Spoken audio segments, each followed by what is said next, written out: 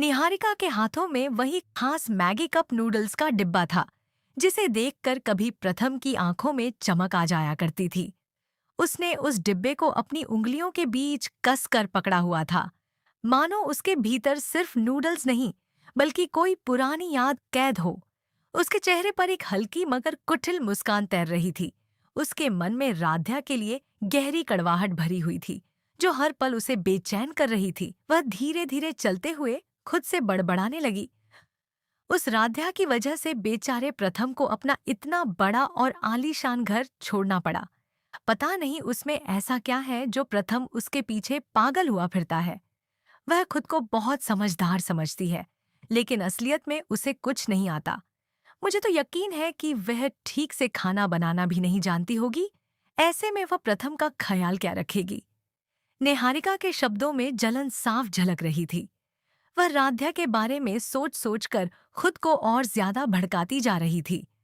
उसने अपने हाथ में पकड़े नूडल्स के डिब्बे को गौर से देखा। उसके मन में एक चालाक विचार जन्म ले चुका था। उसने सोचा, यही सही मौका है। मैं सीधे प्रथम के पास जाऊंगी। उसे उसकी पसंदीदा मैगी खिलाऊंगी। उसे याद दिलाऊंगी कि पहले उसकी जिंदगी कितनी आरामदायक थी। फिर वह खुद ही समझ जाएगा कि राध्या के साथ रहकर उसने कितनी बड़ी गलती की है। निहारिका को अपने इस प्लान पर पूरा भरोसा था। उसे लगता था कि प्रथम अब तक राध्या की सादगी और उसके साधारण जीवन से ऊब चुका होगा। उसे यकीन था कि जब वह उसकी पसंद का खाना लेकर पहुंचेगी तो प्रथम का दिल पिघल जाएगा और पुरानी यादें फिर से ताजा हो जाएंगी। इन्हीं ख्यालों में डूबी हुई निहारिका ने खुद को खूब सजाया।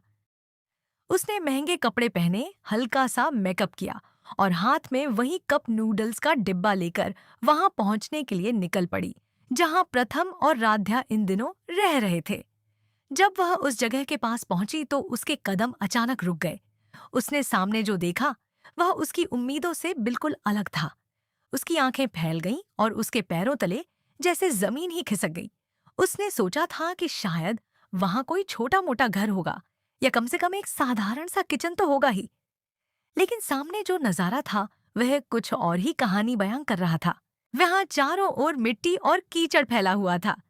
पास ही एक छोटा सा चूल्हा जल रहा था, जिस पर एक पतीली रखी हुई थी। आसपास कुछ पुराने बर्तन रखे थे और एक टूटी फूटी लकड़ी की मेज भी वहीं पड़ी हुई थी। निहारिका को यह सब देखकर घिन सी आने लगी, लेकिन जैसे ही उसकी नजर चूल्हे के पास बैठी दो परछाइयों पर पड़ी, वह और भी ज्यादा हैरान रह गई। वहां प्रथम और राध्या साथ बैठे हुए थे। प्रथम, जो कभी सफाई और आराम का इतना आदी हुआ करता था कि जरा सी गंदगी भी उसे बर्दाश्त नहीं होती थी, वहीं आज मिट्टी और कीचड़ के बीच बैठा हुआ था। और वह सिर्फ बैठा ही नहीं था, बल्कि बड़े चाव से राध्या के साथ मिलकर नूडल्स बना रहा था। राध्या चूल्हे पर रखी पतीली में मसाले डाल रही थी और प्रथम हाथ में चम्मच लेकर बड़े ध्यान से नूडल्स चला रहा था। दोनों के चेहरे पर एक अलग ही सुकून था। उनकी आंखों में खुशी चमक रही थी, जैसे उन्हें किसी चीज की कमी महसूस ही नहीं हो रही हो। वे दोनों आपस में कुछ बातें कर रहे थे और फिर अचानक खिलखिलाकर हंस पड़ते थे। उनकी वह हंसी इतनी सच्ची और बेफिक्र थी कि निहारिका ने पहले कभी प्रथम के चेहरे पर ऐसी खुशी नहीं देखी थी। कुछ ही देर में नूडल्स तैयार हो गए। निहारिका ने सोचा था कि शायद वे अंदर जाकर आराम से बैठेंगे, लेकिन ऐसा कुछ नहीं हुआ। प्रथम और राध्या वहीं पास में पड़ी एक पुरानी लकड़ी की मेज के पास चले गए। मेज के साथ दो टूटी फूटी कुर्सियां पड़ी थीं। दोनों ने वहीं बैठकर नूडल्स खाने का फैसला किया। राध्या ने बहुत प्यार से नूडल्स एक बर्तन में निकाले और उसे मेज पर रख दिया। फिर दोनों ने एक ही बर्तन से नूडल्स खाना शुरू कर दिया। कभी राध्या चम्मच में नूडल्स लेकर प्रथम की ओर बढ़ाती और कभी प्रथम हंसते हुए राध्या को खिलाने लगता। उनकी आंखों में जो अपनापन था वह साफ दिखाई दे रहा था।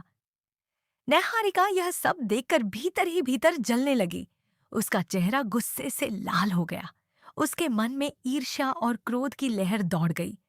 उसे यह बिल्कुल भी बर्दाश्त नहीं हो रहा था कि प्रथम इस तरह खुशी खुशी राध्या के साथ समय बिता रहा है।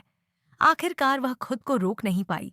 वह तेजी से उनके पास पहुंची और गुस्से में अपने कदम पटकते हुए बोली, प्रथम, उसकी आवाज इतनी तेज थी कि दोनों चौंक गए। प्रथम ने सिर उठाकर उसकी ओर देखा। निहारिका गुस्से से कांप रही थी। वह लगभग चिल्लाते हुए बोली, यह सब क्या तमाशा है?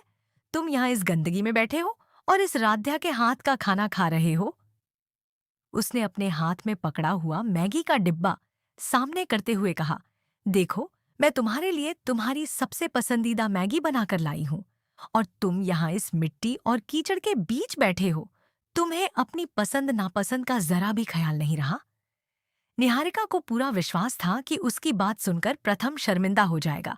उसे लगा था कि शायद प्रथम तुरंत उठकर उसके पास आएगा और राध्या को डांटेगा, लेकिन हुआ बिल्कुल उल्टा। प्रथम के चेहरे के भाव अचानक बदल गए। उसकी आंखों में जो नरमी थी वह एक पल में गायब हो गई। अब वहां सिर्फ गुस्सा दिखाई दे रहा था। उसने धीरे से चम्मच नीचे रखा और खड़ा हो गया। फिर उसने कड़क आवाज में कहा, निहारिका, तुम्हें यहाँ किसी ने बुलाया नहीं है। उसकी आवाज में इतनी सख्ती थी कि निहारिका एक पल के लिए चुप हो गई। प्रथम ने आगे कहा, और जिसे तुम गंदगी कह रही हो वह मेरी मेहनत और राध्या का साथ है। हमें इसमें कोई शर्म नहीं है। उसने निहारिका के हाथ में पकड़े मैगी के डिब्बे की ओर देखा और बोला, मुझे तुम्हारी उस महंगी मैगी की जरूरत नहीं है। फिर उसने राध्या की ओर देखकर मुस्कुराते हुए कहा, क्योंकि राध्या के हाथ से मिले इस साधारण से खाने में जो स्वाद है, जो सच्चा प्यार है, वह तुम्हारी किसी भी चीज में कभी नहीं हो सकता। निहारिका यह सुनकर स्तब्ध रह गई। उसे यकीन ही नहीं हो रहा था कि प्रथम उससे इस तरह बात कर सकता है। प्रथम ने एक कदम आगे बढ़ते हुए कहा, बेहतर होगा कि तुम अभी यहाँ से चली जाओ और आगे से बिना बुलाए यहाँ आने की कोशिश मत करना। निहारिका के हाथ से मैगी का डिब्बा लगभग छूटने ही वाला था। उसका चेहरा उतर गया था।